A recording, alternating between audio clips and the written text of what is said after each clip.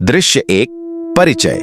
गांव का माहौल। सूरज ढलते ही रामपुर गांव की गलियां सूनी हो जाती थीं, जहां दिन में बच्चों का शोर और मवेशियों की आवाजें गूंजती थीं, वहां शाम होते ही एक अजीब सा सन्नाटा पसर जाता था।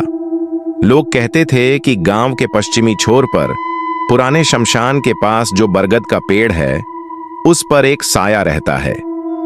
एक ऐसी चुड़ैल का साया जिसकी प्यास सदियों बाद भी नहीं बुझी थी। गांव के बड़े बुजुर्ग सूरज ढलने के बाद उस रास्ते पर न जाने की सलाह देते थे, पर शहर से आया हुआ 25 साल का नौजवान विक्रम इन बातों को सिर्फ अंधविश्वास मानता था। विक्रम अपने दोस्त समीर की शादी में शामिल होने रामपुर आया था। दृश्य 2। चुनौती। शादी वाले घर में हंसी मजाक चल रहा था। रात के करीब 11 बज रहे थे। दोस्तों की महफिल जमी थी और बातों बातों में भूतों का जिक्र छिड़ गया। गांव के एक लड़के राजू ने डरी हुई आवाज में कहा, विक्रम भाई, उस बरगद के पेड़ के पास मत जाना। कहते हैं वहां मोहिनी भटकती है, वो राहगीरों को आवाज देती है और जो पलट कर देखता है वो कभी लौटता नहीं। विक्रम जी जोर से हंसा। राजू, हम 21वीं सदी में जी रहे हैं, ये सब मनगढ़ंत कहानियां हैं। अगर तुम में हिम्मत है तो चलो अभी मेरे साथ, मैं साबित कर दूंगा कि वहां कुछ नहीं है। सबने मना किया, लेकिन विक्रम की जिद और उसके अहंकार ने उसे नहीं रोका। उसने शर्त लगाई कि वह उस बरगद के पेड़ के नीचे जाकर एक कील ठोक कर आएगा, निशानी के तौर पर। दृश्य 3। शमशान का रास्ता। रात के 12 बज चुके थे। विक्रम टॉर्च लेकर अकेला पश्चिमी छोर की तरफ बढ़ा। जैसे जैसे वो गांव की आबादी से दूर होता गया, हवा ठंडी और भारी होती गई। झींगुरों की आवाजें इतनी तेज थीं कि कानों में चुभ रही थीं। अचानक उसे लगा कि कोई उसके पीछे चल रहा है। सूखे पत्तों पर कदमों की आहट। खश खश। विक्रम ने झट से पीछे मुड़कर टॉर्च जलाई। वहां कोई नहीं था, सिर्फ धूल उड़े अच रही थी। सिर्फ मेरा वहम है, उसने खुद को समझाया, लेकिन उसके माथे पर पसीना आ चुका था। दृश्य 4। बरगद का पेड़ और वो आवाज। आखिरकार वो बरगद का पेड़ दिखाई दिया, विशाल, काला और डरावना। उसकी जटाएं ऐसे लटक रही थीं जैसे किसी बूढ़ी डायन के खुले बाल हों। विक्रम ने अपनी जेब से कील और पत्थर निकाला। उसके हाथ कांप रहे थे। जैसे ही उसने पेड़ के तने पर पहली चोट मारी, ठक, पूरा जंगल शांत हो गया। झींगुरों की आवाज बंद हो गई। तभी पेड़ के ठीक पीछे से एक मीठी लेकिन रूह कंपा देने वाली आवाज आई। क्या तुम मेरे लिए आए हो? विक्रम का खून जम गया।